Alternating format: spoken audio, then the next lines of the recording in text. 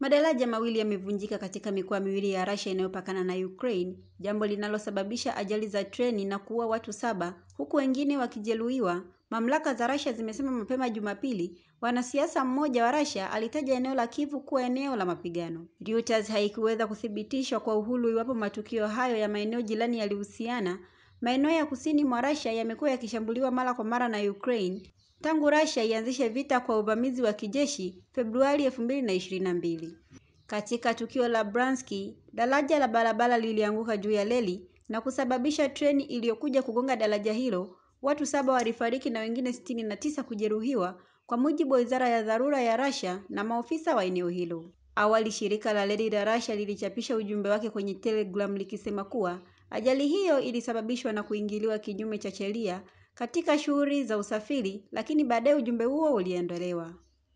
Gavana wa Bryansk Alexander Bogomaz amesema kwenye Telegram kuwa watu 47 walilazwa hospitalini, wakiwemo watoto 3, mmoja akiwa mahututi.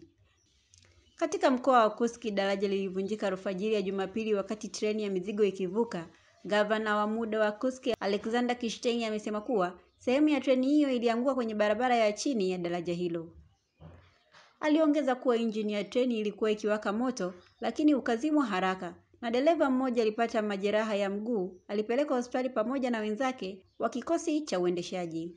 Andrei Krishas, mwanachama mwandamizi wa baraza la shirikisho la Russia, amesema kuwa tukio hilo la Bryansk linaonyesha kuwa Ukraine imepoteza kabisa sifa za kuwa taifa na imekuwa eneo la vita. Kituo cha Telegram cha Baza ambacho huchapisha taarifa kutoka kwa vyombo vya usalama kiliripoti bila ushahidi kuwa daraja la Bryansk lililipuliwa. Mwandishi wa vita maarufu wa Russia Semyon Pegov, anayejulikana kama Wagonzo, alitaja tukio hilo kuwa la hujumu. Reuters haikuweza kuthibitisha ripoti hizo. Ukraine haijatoa maoni yake mara moja. Tangu kuanza kwa vita kumekuwa na mashambulizi ya kuvuka mipaka kutoka Ukraine katika mikoa ya Bryansk, Kursk na Belgorod. Wizara ya Dharura ya Russia imesema jitihada za uokoaji katika ajali ya Bryansk zinaendelea usiku kucha, na kwa kuwa watu 180 walihusika katika operesheni hiyo, miongoni mwa waliokufa ni dereva wa treni, kwa mujibu wa vyombo vya habari vya serikali. Picha za video kwenye mitandao zilionyesha abiria wakisaidiana kutoka kwenye mabehewa ya treni yaliyoharibika gizani, huku wazima moto wakitafuta njia ya kuwafikia. Treni hiyo ilikuwa ikitoka katika mji wa Krymovo kuelekea Moscow, iligonga daraja lililoporomoka katika wilaya